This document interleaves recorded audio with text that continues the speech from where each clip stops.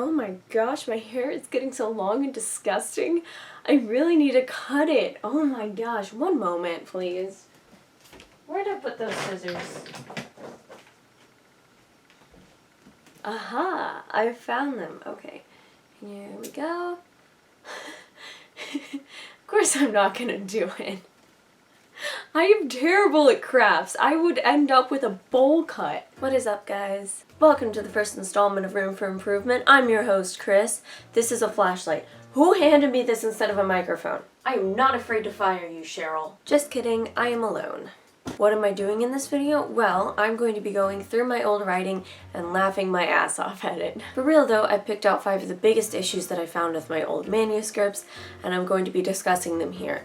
What I did wrong, what I'm doing to fix it, and what I still need to improve on. And if you have issues with the same thing, tell me in the comments. We can connect and help each other to improve. Throughout this 5-part series, I'm going to be going through 2 different stories. The first one was called Above Los Angeles, and I wrote it in 9th grade on my phone during class, basically, on Wattpad, and it's actually still up if you'd like to go read it and laugh at it. The other one is a book that I wrote in my junior year of high school. I kind of had a book for every year of high school. I'm just realizing. That book is unpublished and unfinished. But we're not discussing that today. We're going to be exclusively looking at the first one, which I entitled Above Los Angeles. In all honesty, not the worst title I've ever come up with. I've done much worse before. It was set about 100 years from now, and it was about a girl who could fly, and she was taken to a city with other people who had wings as well, and then there were like these snake people in this other city, and the 2 cities got in a war. I don't fucking know. So I went through the entire book, which is only 40,000 words, and I found 5 dream sequences, which is a lot, and I picked out my 3 favorite. I'm going to read them here for you today. Oh, my grammar is so bad. Okay, so let's begin with the first few paragraphs of a chapter which I entitled Dreams. Great, I know. I woke from a horrid dream. In it, I was being ripped to pieces by Viper. That's a man's name for some reason. He would slip me in one place, make me scream, then appear on my other side and slip me there. Luckily, none of it was real. Instead, I awoke lying on a patchwork mat on the floor of a small tent. The tent was bright, so I assumed it was daytime. Okay, so if you couldn't guess already, Viper's one of the snake people. Really creative naming there. And the chapter before this dream sequence, Viper attacks her and almost kills her. So I thought it necessary to put in the fact that she had a nightmare about him. I don't know why. I think what most likely happened is that I didn't really know how to make the character process everything that had happened that day. So I just made her do it through dream sequences, where I basically described exactly what happened through the day, but just in dream form, which is just the dumbest idea. And just a little fun side note, in this book I decided to name every chapter a word, and then I would use that word in the first and last sentence of the chapter. And to be honest, that wasn't the worst idea I've ever had. It sounded cool, but it turned out absolutely terrible. But I remember not exactly knowing how to end the chapter entitled Dreams. So I decided that instead of having another dream sequence at the end of the chapter to put the word dream in the last sentence, I would just have one character say, "We call this the Camp of Broken Dreams." I would just like to say that I was not a Green Day emo, so I didn't know about the Boulevard of Broken Dreams. I came up with this myself, which I think is even sadder. Also, I read through the rest of the book, and that name is literally never mentioned again. No one ever calls it that. It was so unnecessarily depressing, and it was just so I could make the title match the last line of the chapter, which is just so bad. It's just such bad writing. Okay, so this next dream sequence comes from later in the book when she's been taken to the city, but she's thinking back to her street days, which is literally just like 3 days she spent with this group of like people who weren't even really street people. I don't know what I was thinking, but she ran away from her penthouse and she spent like 3 days with these people, and all of a sudden thought she had like belonged with them. So now she's thinking back to that and thinking about how her life has changed. So you know what we need? A dream sequence. The dreams quickly came, and they were of him, Prince. He was holding me around the waist and kissing me.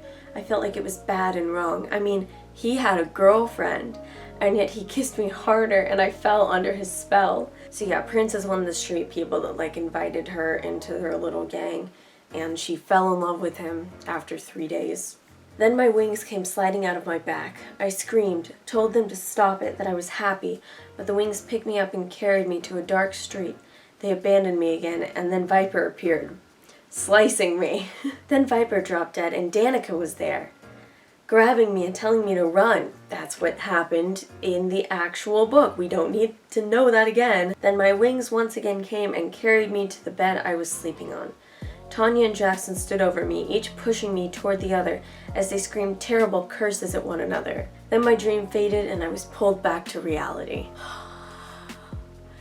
God, it's so bad. It's just like we already know what happened. We don't need a recap of every little thing that the character did, because that's all that was.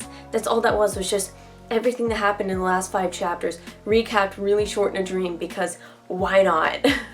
Gosh. Alright, the third dream sequence comes from a little bit later.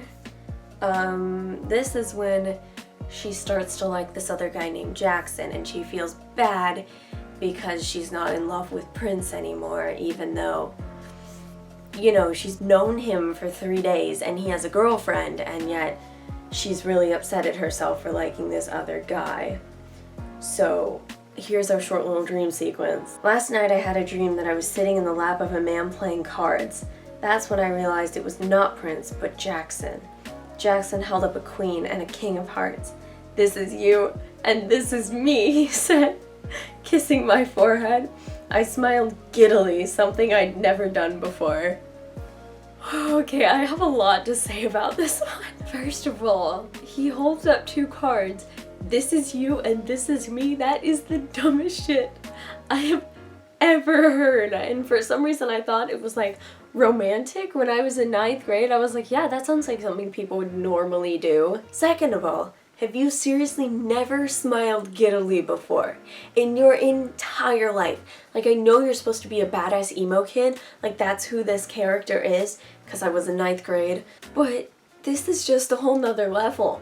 I've never smiled giddily before, but Jackson, ooh my gosh. Jackson doesn't even have a personality. Like, what do you see in him? I don't understand.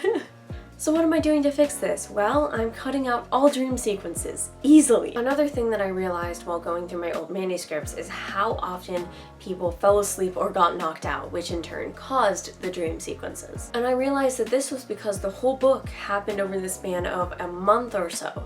So I felt the need to describe every hour of every day. But the truth is, you don't need to tell me what your MC is eating tonight.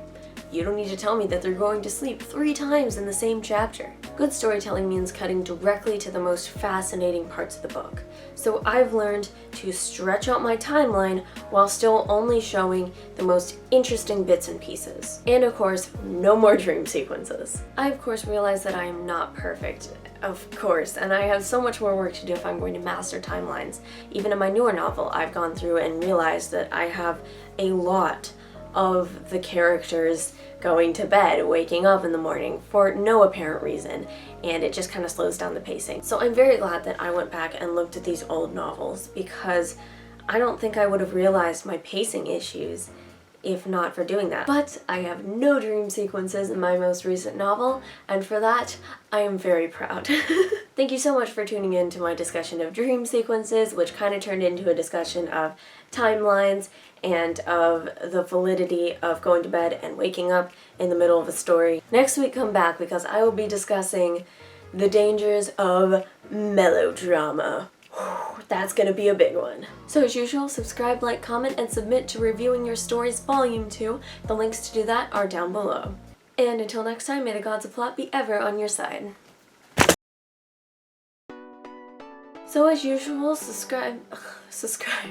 Welcome to the first installment of, shit, I'm on my tiptoes trying to get this thumbnail. Oh my gosh. That in turn sparked the dream sequences. I can't speak. Oh, I just realized I have this little piece of tape up here. It's probably annoying. Come at me, FBI. Watch me, I don't care.